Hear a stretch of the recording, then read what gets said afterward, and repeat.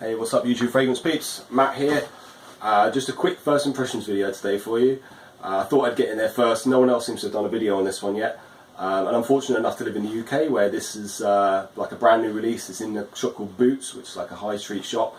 No one else seems to have it yet anywhere. So basically I'm in there before anyone else. The release is D&G The One EDP Intense. The newest D&G The One flanker. We've seen quite a few of these in the last couple of years, I guess. We've seen the one grey, you've got Raw Night and some other like Night one, and obviously you've got the original in the EDP. Personally for me, I haven't really liked many of the flankers. I only really like the original version, and specifically I like the EDP.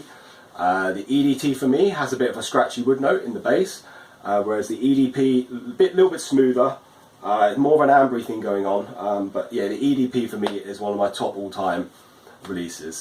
Definitely one of the best designers I think you can buy, point blank. It's well blended, smells amazing. I've got a couple of bottles of this one actually. Might do a spray just to remind myself of it, but it's yeah, it's a beautiful scent. The only downside to this one, as a lot of reviews have said, it doesn't perform. Yeah, it doesn't really perform that well. For me it's fine. I'm not someone who really needs a decent oud scent to kind of get the most out of it. And yeah, so this one, I mean, Olivier Polge did the fragrance. He did the original as well. But yeah, there's something about this one. It just smells so damn good. It's got a lot of nice notes in it. Just on paper, you've got like amber, ginger, tobacco. I think there's some orange blossom, some like fruity notes as well. But yeah, this one to me just smells like a real nice like tropical, smells almost like tropical fruity, but then there's a dark aspect to it as well. A lot of people that smell it say they get tobacco. I don't really get a strong tobacco note from this, although that's what people pick up. But yeah, it's an absolutely gorgeous fragrance. I don't think you can get much better on the designer realm. For the money you can pick this up for, you can pick the 100ml, 150ml up, discounted, and you can just spray like crazy. The only thing is, like I said, the performance. We'll get onto that a bit later, but yeah, the performance on this one, not so hot, projection isn't huge, and you might get, I don't know, you might get a few hours from it, you might get 4 or 5 hours if you're lucky, but for me, it does the trick if you just want something to, hit you at night time and give you a nice little like alluring kind of thing where people need to come close to smell it. Anyway, they've got a brand new one. It's the One EDP Intense, and I think this was announced a couple of months ago. A couple of people have covered it and said it's it's an upcoming fragrance. It's probably something a lot of people have been hoping that they would basically do the EDP version, but boost it up again. And there's more than enough room to boost this one up by keeping the same DNA. All they need to do really, I think they'd have to get Olivier Polge in to do it, but they need to use some stronger molecules and somehow keep the balance, which may be easy, may not. I'm not a perfumer, so I couldn't say whether that's an easy task to achieve. But fortunately, with the new one they've come with, the notes are totally different. And we all saw this. We saw the notes. Yeah, there's no ginger, tobacco, or what's the other note? No ginger, amber, or tobacco. It's a completely different note breakdown. I'll give you it quickly on here. It's the top notes is orange blossom water, green cardamom. I think cardamom's in the original as well. Yeah, cardamom's one of the original notes. Cypress. So you've got a green note there. The heart notes, cashmeran, which we know is a synthetic woody molecule, and suspected that that's where some of the performance, the extra strong performance is going to come from. Sage and resinous elements. So we've got some kind of woody greenness in there in like the mid, and then the deep bass notes, leather, labdanum, and patchouli, which is sounds good enough. It's here or there though whether we actually get any of that. So basically I went along to my local Boots store. They just got the tester in today, or yesterday, but they haven't had it long. Gave it a good spray, had a nice smell, smelt nice, put it on myself, and I managed to make out with a little decant of it. The guy let me decant some into my own decant, so I thought I would share it with you guys on YouTube. So I'm going to spray it, give you my impressions again, because I didn't really get a good smell on the opening, so I sprayed it around my neck. I didn't get to do the whole kind of thing where I kind of analyse it. And to be honest, my nose is a bit rubbish this week as well, so I'll try and give you the best I can on what I get from this new one. First things first though, we'll give it a spray. There we go. And yeah, it's off the top you get a pleasing sweetness. It's definitely got a brighter profile than the original the One or the One EDP, which might be a bit surprising because this is supposed to be an intense, like a more richer flanker. But I don't get more of a darkness or a depth to it necessarily. I get it's quite strong, but it's also got more of a freshness.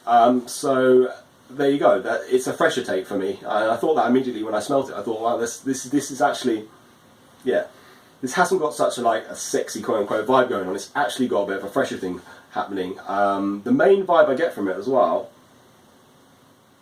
I actually think it's quite a floral smell. Not in a feminine way, but the vibe I get from it is quite bright and quite floral. And then you've got the spicy and the woody elements which seem to come into it. Yeah, I'll give it another spray just so I get a really good layer of it on my hand. But yeah, immediately it smells good. Yeah, it doesn't smell unpleasant. A lot of these new release, designer releases can be a bit overwhelming when you first spray them on, especially if they've got a lot of these stronger aroma chemicals in them. This one is very well blended. Yeah, it's very well blended. It smells very pleasant. It doesn't smell particularly dark, and it doesn't smell necessarily particularly deep. But I know from having it on my skin that it does project. It does perform. I can't really talk to performance over a longer period, but it's definitely there. Yeah, and it's definitely stronger than the EDP version or the original. So it does have extra strength, but for me, I already think this is more of a daytime version, which is funny because it's supposed to be, the same line, which is more of a nighttime, daytime kind of scent. So I would say it's a good flanker, and it's more of a just general everyday scent. It's got a nice spiciness going on. I guess that's the cardamom. I get a floral vibe from it, like a woody floral vibe. That's what I pick them on more than anything. There's not really any floral notes in there. I guess you've got the orange blossom, but I think it's really a mixture of maybe the woody aroma chemicals. You've got the cashmere and probably the green, the sage, the cypress, the green, yeah, the resinous elements. I think those green notes are combining to give you more of a floral vibe, which is actually really pleasant. It's definitely got a nice freshness, and it definitely smells different to most other design scents. It's quite unique. It doesn't smell like your typical Sauvage Blue scent. It's got its own thing going on. The only thing I would say is I'd be interested to know who the perfumer is, because clearly whoever did it knows how to blend nicely. So maybe it was Olivier Polge, or maybe it was one of the guys that did one of the flankers. John Christophe Herold did one of the flankers, who we know is a real genius with this stuff. So I'd be interested to see who the nose is behind this one, basically, because whoever did it definitely knows how to work with these, synthetic materials. Because sometimes they can smell obnoxious. They don't really blend with the rest of the kind of the notes. But in this one, it's really quite pleasant. Yeah, I would say this is a nice release. It's funny enough, they did the One Grey, which I've only smelt once, but that was very generic for me. That wasn't really standing out in any kind of way. It didn't really have much of the original, the One DNA in it at all, really. This one, on the other hand, I would say that its relationship to the original is more in the kind of sweetness that comes through from it. So where it's not an overwhelming sweetness, but I would say there is more of a sweetness in its profile than the original, where you tend to get some of those darker notes coming through, whereas this one tends to be a bit more bright, a bit more, yeah, there's some kind of sweetness in there. I'm guessing you've got resinous elements, sage, yeah, all those green notes are giving it kind of like a floral sweetness, which is quite nice. But if I was to release it and market this, I wouldn't have called this the One EDP Intense necessarily. It really is what the One Grey should have been, I think, because the One Grey was supposed to be your flanker of the One, which you could wear in the day, and this for me is the One flanker that can wear in the day. It's kind of like a stronger version of what the One Grey should have been. And I've had it on myself through the day today. It's kind of a bit nose blinding, I guess, because of some of those synthetic chemicals, which I'm quite sensitive to, so I couldn't really smell it on myself projecting, but I knew from smelling it at the start that it was quite strong. And yeah, it doesn't smell as good as the original. Unfortunately, that's a pretty high bar to meet, because this, like I said, this thing is probably the best smelling designer scent on the market, period. I know we've got like La Nuit de l'Homme and some other ones that come up there that's like similar in the category, but this one is, for me, there's something about this one that smells great. It's I mean, I like fruity scents in general. This one has a real nice fruitiness to it, which I just can't get enough of, especially the EDP. The EDP being the one where the base note I find is a bit smoother. So yeah, unfortunately it doesn't beat this. I guess you guys will need to get your nose on it. It's not bottle worthy. It's not even decant worthy, to be honest. I've got other things which I prefer. I'll quickly just bring one of those to the forefront. Collistar Aquawood. If you're looking for something that's in this vein, which has like a nice floral woodiness going on, which is really what I get from this more than anything, then Collistar Aquawood, again, it's unfortunately it's not a strong scent, but the smell of this one, it's got like lavender, and it's got a real nice like authentic woodiness to it, while still being very fresh and like bright with citruses and stuff. This one is by perfumer Daphne Bougie, who, if you know some of her other scents, you know that she knows how to work with some materials. This one is for the money. I mean, it's cheap as anything really, if you can get hold of it. This one is the king of these kind of scents, these everyday like woody, fresh scents, for me anyway. So the One EDP Intense is supposed to be your date night flanker. It kind of falls a bit flat there because it doesn't have that darkness, and even that. Yeah, it doesn't. Yeah, the ginger and the like, the tobacco kind of note in the original. That's it. It's yeah. It does what it's supposed to do. This one is nice. It's a nice daytime flanker, I guess. But for the money, it's like, is it worth it? Is it really that strong? It's stronger, but it's certainly no beast mode, I don't think. Not by kind of what I get from it. So yeah, if you're looking for a, like, you know, I would certainly pick it over some of the like Sauvages and those kind of scents. I think it has a bit of uniqueness to it. With, you know, the green notes and the like the floralness of it. It certainly does something a bit different to most designer scents. But I can't say it's really a standout. So I'd probably only, you know, if I was to rate it, maybe we'd give it a 6 out of 10, and that's pretty good, like my rating scale. So I actually think it's nice, but not bottle worthy. So yeah, for everyone who likes the one and was hoping for a more intense version, unfortunately this isn't it. This is something else that's quite nice, but you know, whether that's really kind of going to fit into your collection and have a use for you, I guess it's individual. But yeah, I do recommend everyone get a smell on it. Don't blind buy it, because it's quite expensive, and I don't think there's any guarantee, unless you're just a D&G nut and you know you love all the one flankers. Nothing about the original is really going to inform whether you love this one. Even has a slight kind of mintiness to it almost. This might just be my busted up nose this week, but yeah, there's a real freshness to this one, which is yeah, it's quite nice. But the original just has this like deep orangey, like orangey tobacco-y amber. Yeah, the original is really the one. This one misses the fruits. You know, it has all these like green notes, I guess. It's not the one, put it like that. The only thing I'm going to add at the end here is, if you are big on the one, you wanted a stronger version, this isn't it, unfortunately. There's a couple of things you can do with the one, which I find very useful. So we've got the EDP here, which is my preferred version. This would apply for both versions though. You can get the one aftershave balm, which is like a lotion really. If you want to get a bit better performance from it, certainly like what you can smell on yourself, pick up these on eBay or something. You normally get them split from gift packs. I've got several of these.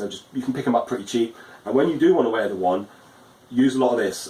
Use it all over like your neck, and like, yeah, just use it everywhere. Apply this really liberally. Leave it to dry for a little bit, and then spray the one on, and you'll find that you get a really nice, like, boosted orangey aroma along with it as well. And I find that is enough to make it feel like, you know, it's projecting a bit more performing. Some of these balms and lotions can be pretty good just by themselves. So that's one way to do it. The other one, which might appeal to some, is to make like a custom blend with it, which I can't remember the chap's name, but there was a guy on YouTube who talked about, if you got Perfume Aroma's Amber Aurea which is like a beast mode amber scent. It's an X-ray. It's just ridiculously strong. It's kind of like a bit boozy, smoky, just hardcore amber. It's like a straight linear amber scent really, but it's very like rich, and yeah, it's really good stuff. If you get a tiny bit of that, and you literally probably need, I tried with the full mil, it was too much. So if you get like half a mil of that, or even less, maybe like 0.4, 0.5 mil, add it to like 9-10 mil of the one. I'm using the EDP version, but make a little blend up in a decant, give it a good shake, and you'll find you get a version of the one which probably performs about double as strong as the original. Yeah, this one I've made up, which unfortunately I use a bit too much, but I can't even get the one through it because this Amber Aria stuff just overpowered it, and it's really like strong as well. So yeah, if you use even less than I did, use like half a mil, add the one as the rest, the One EDP, you'll get a version of the one which really beasts for performance. It'll have a bit more of a strong ambery base, but it's got an ambery base anyway, so there's a good synergy with how the two things combine.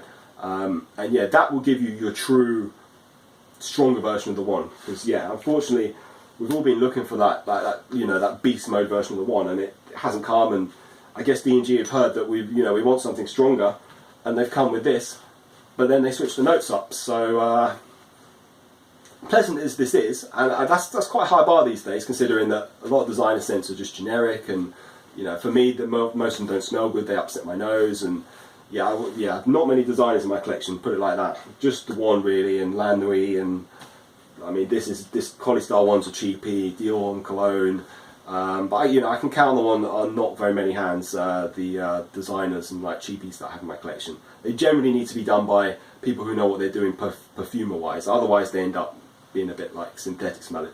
So yeah, I think that's about it.